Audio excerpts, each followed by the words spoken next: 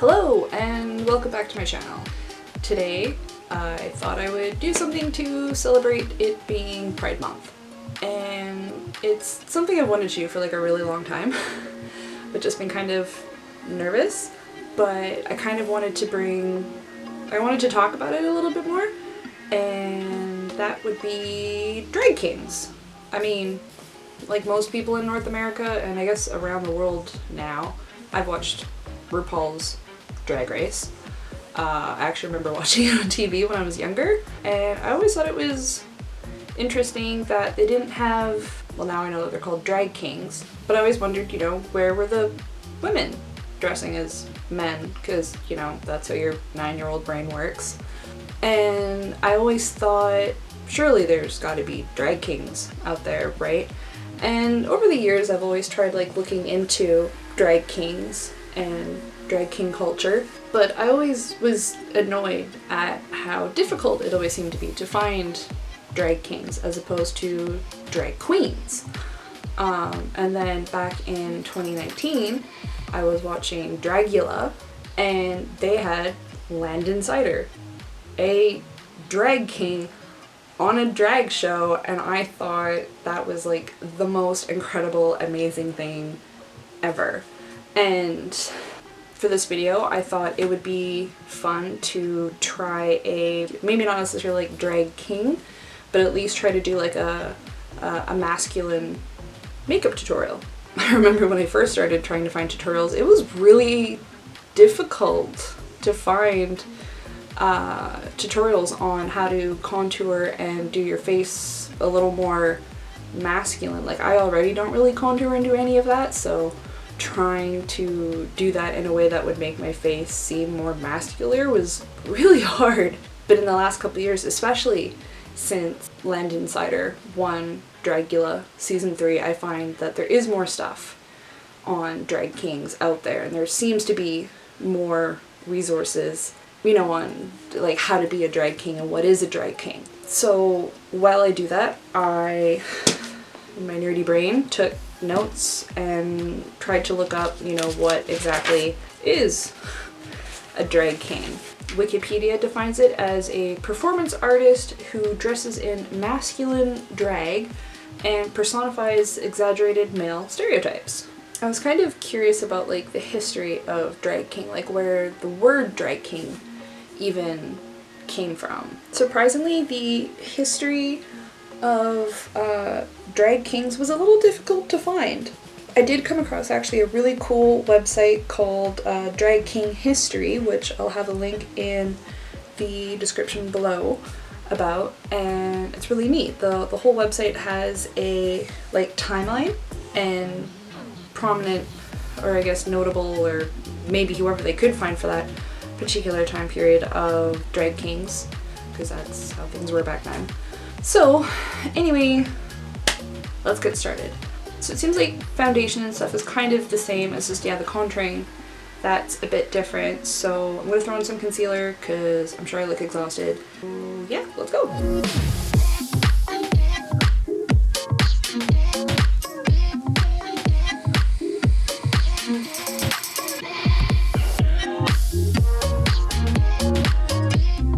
The whole concept of a female performer dressing as a man historically can be dated back, according to dragkinghistory.com, all the way back to ancient China in the Tang Dynasty. I don't really know how to pronounce it.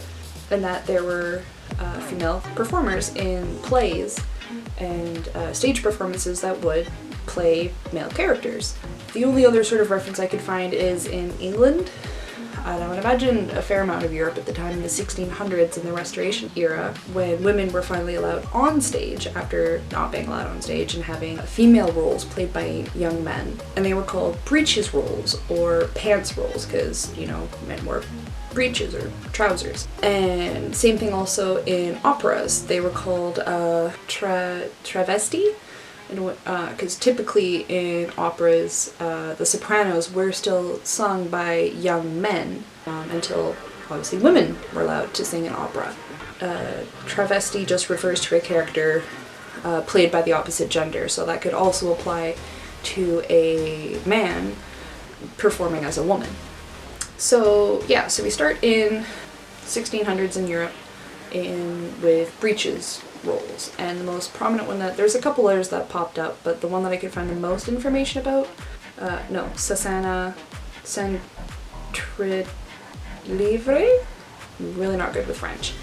She was also well known as a author and playwright as well, which was also pretty uncommon.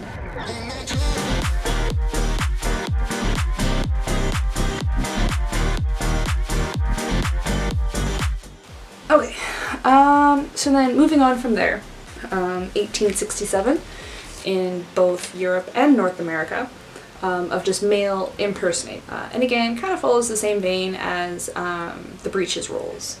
So in from like 1920 to 1940s, there was a famous blues singer named Gladys Bentley who actually performed in male clothing, which for the 1920s in the United States was not very common. Between like the 1950s and the 1960s, we have a woman named Storm Delavere, who was actually like a drag king performer. Quite a bit of interesting history about her, actually. She was very prominent in advocating for LGBTQ rights. There is sort of like a rumor that she was at Stonewall. Supposedly the identity of the woman that the cops arrested, who then instigated a fight against the police officer, was never confirmed, but several witnesses, and including Storm herself, said yes, it was her. And then I believe it was in like the 70s that the actual term drag king was coined. Now, I am taking a lot of the information that I researched, well, a bit of a grain of salt, because again, what really surprised me is how difficult it was to actually find like information and history of drag kings, which I found really disappointing. I mean, Wikipedia was like the only website that I found that actually like discussed the history of drag kings, and it was far from in depth. However, when I did go to the Drag Kings History website, I could click on the performer and it would sort of give me some information about them, but I mean, it would still be kind of nice to know like the drag king's influence in the LGBT and the drag community as kind of like a whole. I think that would be, you know, cool to see.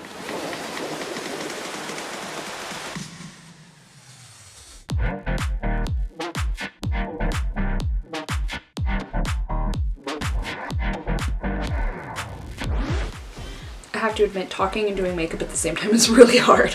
It was a little disheartening to find that it was difficult to find more of like an in-depth history, but I suppose also like in the same vein, no one wants to document the lives of the disenfranchised, which sucks.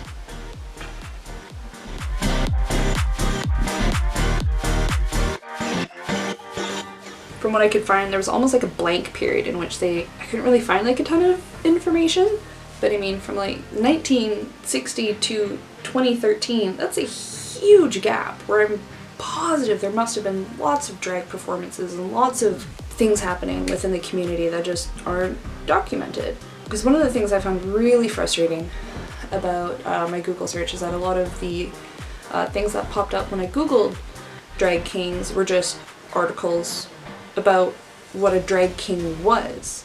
Whereas when I Googled drag queens, there was more information about what drag queens are, what drag is, and that was really disappointing. Although, that being said, there was actually an interesting article that Vogue wrote, about Vogue of all places, where they interviewed 3 different drag kings, and I'll leave a link in the description, that, you know, talked about the history of drag to a degree, and there was a lot of quotes from the drag queens that I really agreed with, so I really appreciated, you know, getting their perspective from it as well. In 2016, there was a woman named Nicole Miyahara who produced a sort of documentary called The Making of a King, documenting the lives of different drag kings in LA. I really want to get my hands on like the actual like documentary. Then after that, like 2 years later in 2018, Hugo Girl, who I know has a YouTube channel, and I'm kind of following their drag king tutorial, which is why I'm like, I think my foundation has a yellow enough undertone, because they talked about like lighting and how having like pinkish or grayish undertones can make you look too pale on stage, so I'm hoping mine's good enough. and he was the first drag king on television. 2018, people. RuPaul's Drag Race started in early 2000s. And then yeah, 2019, a year later, Landon Cider was the first drag king to win a competition on TV. Like, really? It's a little disheartening. I'm afraid. So sort of talk about this area. Where's my jawbone? It's right there, so probably want to do it there. Contouring terrifies me. Hugo Girl did this, which is why I'm doing it.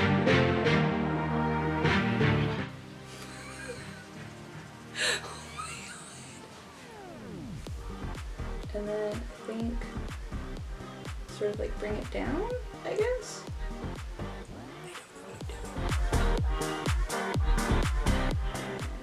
I guess I make the nose wider. Oh boy. Oh boy.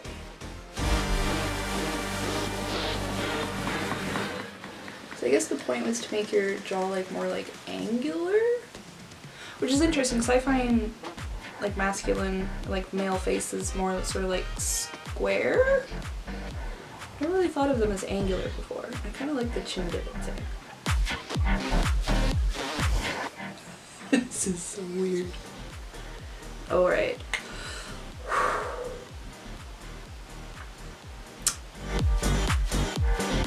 It's a look. I just really hope that this, at the end, looks the way I want to.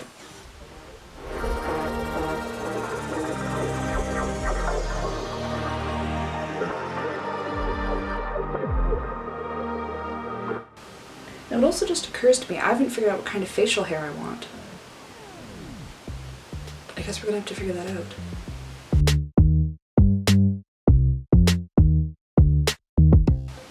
I don't know, do I look more masculine yet? I did two completely different contours on my cheek. I guess we'll find out which one I like more. So I realized I did like a whole bunch of research on drag kings and then kind of just like blew through all the information that I have, and I feel kind of bad about that. But I mean,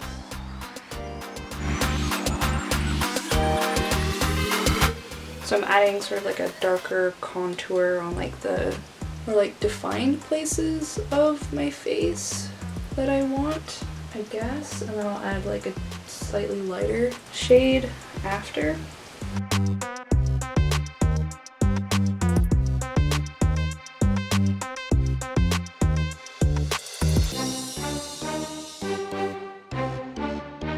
I don't know how I feel. This is really weird, but like in a good way.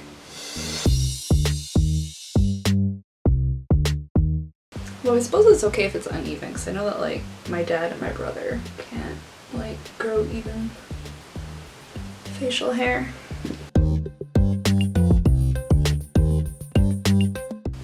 So this is like my attempts at contouring so far. This is awesome! Oh, this is fantastic. Okay. I feel pretty confident, I think, so far in my contouring. I guess now I'm just gonna like make my brows thicker, because like guys generally have thicker brows. Now I have that brow thingy. Where is it?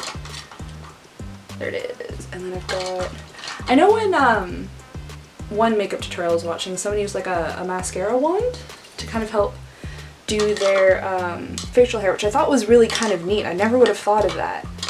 I might give that a try. But I don't have brow mascara, but I do have like this brow thingy. Okay, here we go. Brow time. First, I guess sort of make them thicker, I think. Yeah.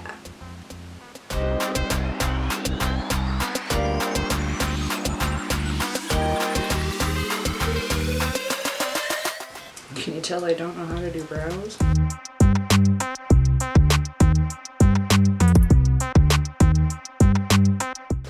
Oh, that looks awful. Oh dear, what have I done? What have I done? What have I done? Cool. I'm kind of tempted to try the like brown mascara trick just to see how that works instead of like individually like drawing all the lines and stuff.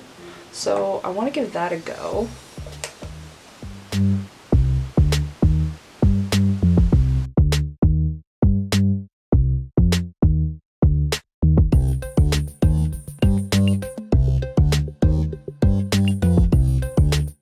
I think the fact that I'm using a brow gel isn't, or a brow thing isn't helping, but I don't have brown mascara.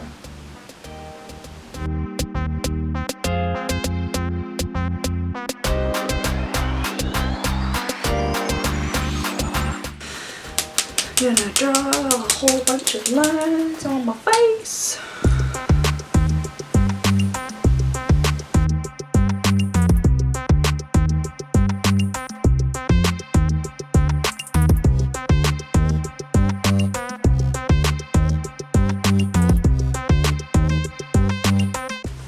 So I'd forgotten that my camera had died, so I just did more lines and I added some dark eyeshadow to try and like fill it in a little bit. I don't think like my lines are super even, so I might use just like a little bit of like a black to even it out a little bit, I think.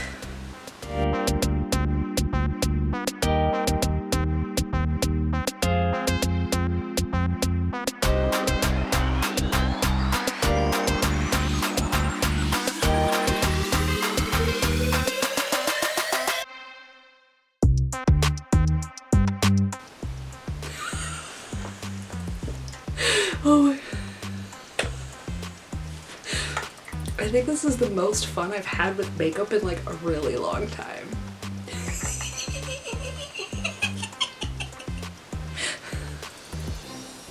I really look like my brother and it's weird. I'm just gonna warm up, do my eyes a little bit just to warm them up, and then I think we're good.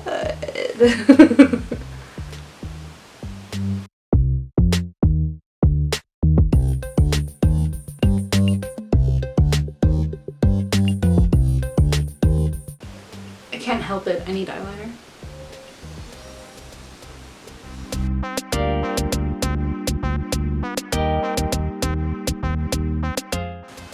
Alright, I think we're ready. Thanks for watching my YouTube video. I'm just gonna leave actually.